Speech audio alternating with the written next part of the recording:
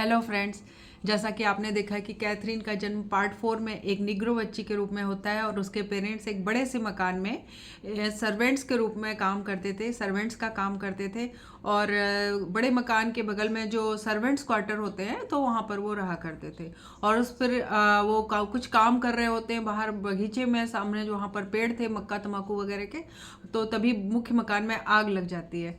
तो और उसके बाद वो कैथरीन बेचैन सी होने लगती है, बहुत ज़्यादा परेशान होने लगती है। तो डॉक्टर वी जिसको और 15 साल आगे सन 1888 में लेकर जाते हैं और वहाँ पर जाने के लिए उसको प्रेरित करते हैं। तो वहाँ जाने के बाद कैथरीन फिर 15 साल बाद का अपना बताती हैं अपने बारे में कि उनके साथ एबी के रूप में, जहाँ उनका नाम एबी था, तो एबी के रूप में वो किस तरह अपना जीवन व्यतीत कर रही थी।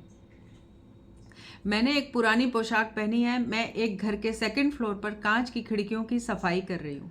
इस घर के मालिक का नाम जेम्स मैनसन है।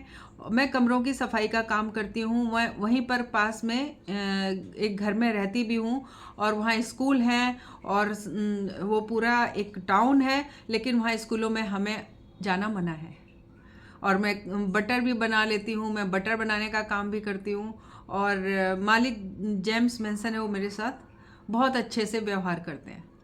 डॉक्टर बीज ने उसे और आगे की तरफ प्रेरित किया। तो उन्होंने बोला कि मैं किसी के साथ हूँ लेकिन हम शादीशुदा नहीं हैं। वो किसी और के साथ रिलेशनशिप में रहती थी बट वो शादीशुदा नहीं थे और उनके कोई बच्चा भी नहीं था। और आसपास पेड़ हैं और मैं यहाँ पर पेड़ है, सेब के पेड़ हैं, बतखें हैं, आसपास लोग घूम रहे हैं और मैं अभी यहाँ पर सेब चुन रही हूँ। तो डॉक्टर बीच को इसमें भी कुछ उनसे संबंधित नज़र नहीं आया, तो उन्होंने कहा और आगे जाओ और अपने मृत्यु के अनुभव की ओर बढ़ो। मृत्यु के अनुभव की ओर बढ़ने के लिए जब डॉक्टर बीस ने उन्हें आदेश दिया तो फिर कैथरीन ने बताया कि अचानक कैथरीन तड़पने लगी और बोलने लगी कि मेरे सीने में असहनीय पीड़ा हो रही है और मुझसे दर्द बर्दाश्त नहीं हो रहा है। और मेरी उम्र के कोई 60 साल के आसपास है और मेरे बेड के चारों तरफ लोग घेर कर खड़े हुए हैं बेड को, और मेरे सीने में बहुत दर्द हो रहा है और मुझे वो लोग चाय की पत्तियों का बना हुआ कोई पेय पदार्थ पीने के लिए दे रहे हैं और मेरे वक्ष स्थल पर भी लेप कर रहे हैं क्योंकि उनको बहुत पीड़ा हो रही थी। और मेरा बुखार तेज़ और तेज़ बढ़ता जा रहा है और वो अचानक से ना सिहरन से, तेज़ सिहरन से कांपने लग गई और एकदम परेशान हो गई बुरी तरह से। तो डॉक्टर बीज उनकी बातों को सुन रहे थे।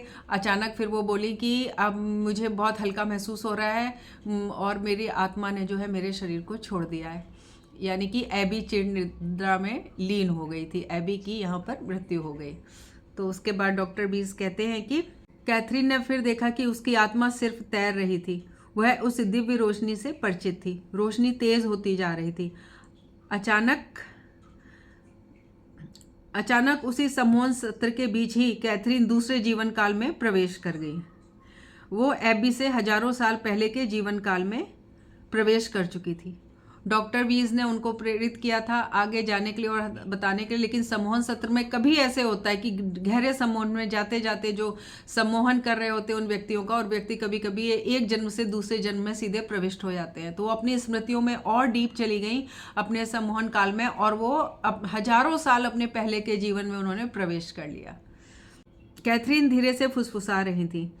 मेरी माँ लहसुन और दूसरी जड़ी बूटियाँ खरीद रही हैं। मेरे घर में कोई बीमार है, वहाँ अजीब सी जड़ियाँ रखी हुई हैं।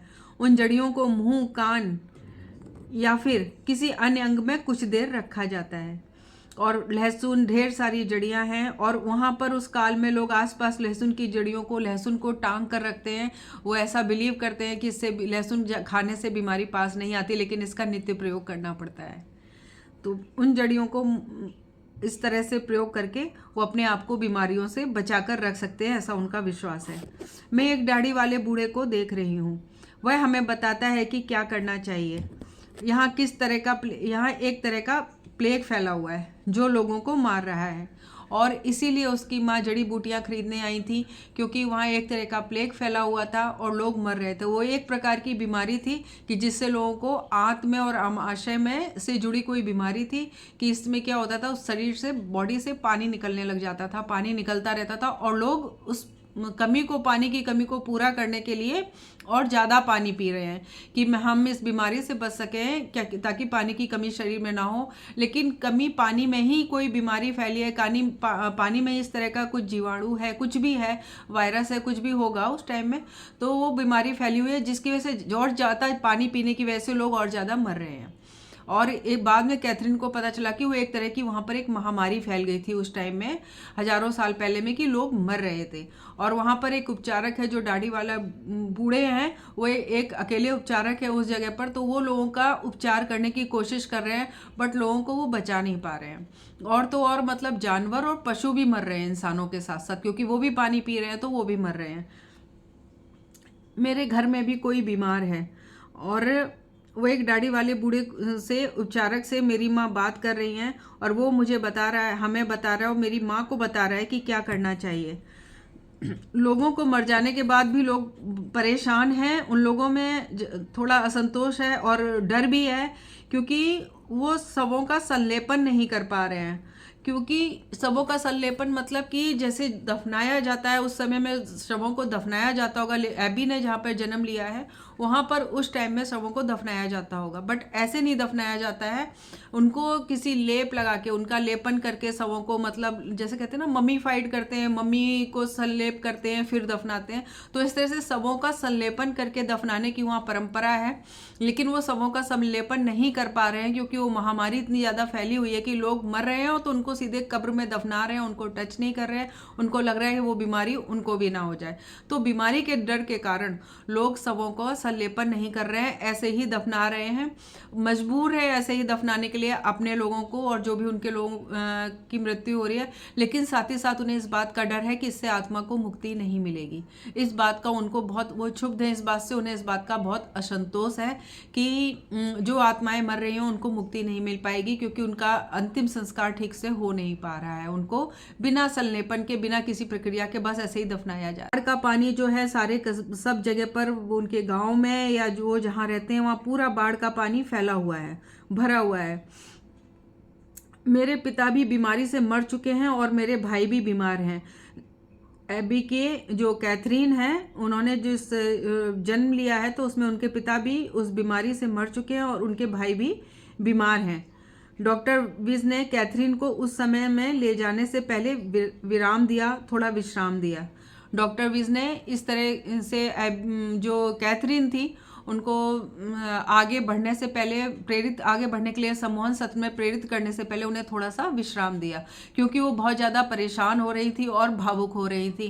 क्योंकि जब वो अपने सम्मोहन में थी तो वो उस समय, वो अपने जो जन्म में थी, उस जन्म में उनके आसपास के लोग मर रहे थे, उनके पिता की मृत्यु हो चुकी थी, उनके भाई बहुत बीमार थे, जिसकी वजह से वो बहुत परेशान हो रही थी और उनको बहुत पीड़ा महसूस हो रही थी वो और उनकी माँ की चिंता को देखकर। और वो बहुत ज़्यादा खुद भी व्यथित थी और उनको खुद भी लग रहा था कि अगर वो बीमार हो रहे, जैसे कि वो बीमार हो रही हैं, तो वो बहुत ज़्यादा थका हुआ महसूस कर रही थी कैथरीन। तो इसकी वजह से थोड़ा सा उनको विश्राम दिया। आगे की ओर ले जाने से पहले डॉक्टर वीज ने कैथरीन को थोड़े समय का विश्राम दिया। बीच के शब्दों में, कैथरीन का जो मृत्यु का अनुभव जो पिछले जन्मों में हुआ था लगभग एक जैसा ही था। जो उनके पिछले के जो 3-4 जन्मों के अनुभव थे, वो कभी एलिजाबेथ थी और कभी वो एक जो जोहन के रूप में उन्होंने जन्म लिया था वो था, और फिर एबी के रूप में जो उन्होंने जन्म लिया था, जो उनकी मृत्यु के अनुभव थे लगभग सेम एक जैसे ही थे।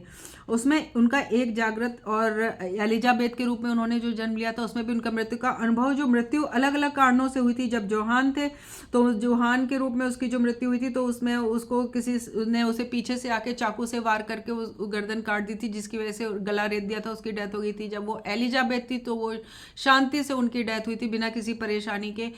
और एबी के रूप में उनकी मृत्यु तेज बुखार से हुई थी, बहुत ज़्यादा तेज बुखार था उनको, जिसकी वजह से उनकी मृत्यु हुई थी और उनके हृदय में बहुत पीड़ा हो रही थी, मतलब तो इस तरह से उनकी मृत्यु हुई थी। और अभी इस जन्म में अभी वो वहीं पर उन्होंने उनको विराम दे दिया था। और क्योंकि इस जन्म में जो आसपास उन्होंने देख रहे थे कि महामारी फैली हुई है आसपास, और उस सीन में वो बहुत ज़्यादा थक चुकी थी सम्मोहन सत्र के दौरान, तो उन्होंने उनको थोड़ी देर का विश्राम दिया था। तो उस बीच में डॉक्टर वीज सोच रहे थे, तो उनके शब्दों में उन्होंने जो कहते हैं ना कंक्लूजन निकाला, वो क्या निष्कर्ष निकाल रहे थे डॉक्टर वीज के शब्दों में, कि डॉक्टर वीज ने क्या निष्कर्ष निकाला। जो मृत्यु का अनुभव जो पिछले जन्मों में हुआ था लगभग एक जैसा ही था। उनका एक जागृत हिस्सा मौत के समय उसके शरीर को छोड़ देता है और ऊपर तैरता रहता है। और फिर एक ऊर्जा भरा प्रकाश आता है जिसकी ओर वो शरीर खिंचा चला जाता है। जो जागृत हिस्सा होता है, जो एक जागृत हिस्सा होता है हर जन्म में जो शरीर में रह रहा होता है, वो उस चमकीले प्रकाश की ओर खिंचा चला जाता है। थोड़ी देर वेट करता है और जैसे ही वो प्रकाश की किरण और तेज होती आती है तो वो उसी की तरफ खिंचा चला जाता है। आत्मा अपने आप प्रकाश में आगे की ओर बढ़ती चली जाती है। शव संरक्षण, अंतिम संस्कार या ऐसी किसी अन्य प्रक्रिया का आत्मा से कोई लेना देना नहीं होता है। जैसे कि शव संरक्षण हुआ नहीं तो आत्मा को मुक्ति नहीं मिलेगी या आत्मा को नहीं मिलेगी, या जो अंतिम संस्कार किस तरह से हो रहा है, अगर उस तरह से हो रहा है या नहीं हो रहा तो आत्मा को मुक्ति नहीं मिलेगी। आत्मा का इससे कोई भी लेना देना नहीं होता है। आत्मा तो अपनी प्रक्रिया पूरी करती है। उसका आत्मा ने तो बस जैसे ही वो शरीर छोड़ती है वैसे ही उस चमकीले प्रकाश की तरफ बढ़ती चली जाती है। और बाद में कि पीछे से उसके क्या हो रहा है, उसका शरीर का क्रियाक्रम कैसे हो रहा है या उसका अंतिम संस्कार कैसे हो रहा है, किस विधि से हो रहा है या नहीं हो रहा है, इससे आत्मा का कोई भी लेना देना नहीं होता है। तो ये चीज़ यहाँ तक डॉक्टर वीज की फाइंडिंग्स हो चुकी थी। यहाँ तक डॉक्टर वीज ने इस चीज़ के लिए बिल्कुल सुनिश्चित हो चुके थे कि आत्मा का उसके अंतिम संस्कार की प्रक्रिया से, अंतिम संस्कार की विधियों से आत्मा की यात्रा का कोई लेना देना नहीं होता। हर आत्मा की यात्रा उसी तरह से होती है कि जब वो अपना शरीर छोड़ती है तो थोड़ी देर वो शरीर के ऊपर तैरती रहती है, फिर उसे एक चमकीली सी रोशनी दिखाई देती है, एक प्रकाश दिखाई देता है और वो उसकी ओर खींचने लगती है। जब वो उसकी ओर खींचने लगती है तो वो धीरे धीरे उस प्रकाश में समाती चली जाती है और उस प्रकाश में समाने से जो उस आत्मा होती है ना उसको हीलिंग फील होता है। उसको ऊर्जा जो होती है ना उसको, वो उस ऊर्जा से उसको हीलिंग फील होती है। उसको उस ऊर्जा में से खुद को, आत्मा को ऊर्जा मिलती है। और बस यहाँ तक की यात्रा को डॉक्टर वीज को बहुत अच्छी तरह से अनुमान हो चुका था कि शरीर छोड़ने के बाद आत्मा की यात्रा कैसे होती है और आत्मा का ये जो तरह तरह के संस्कार, नियम और इन संरक्षण, इन सब चीज़ों से कोई लेना देना नहीं होता है।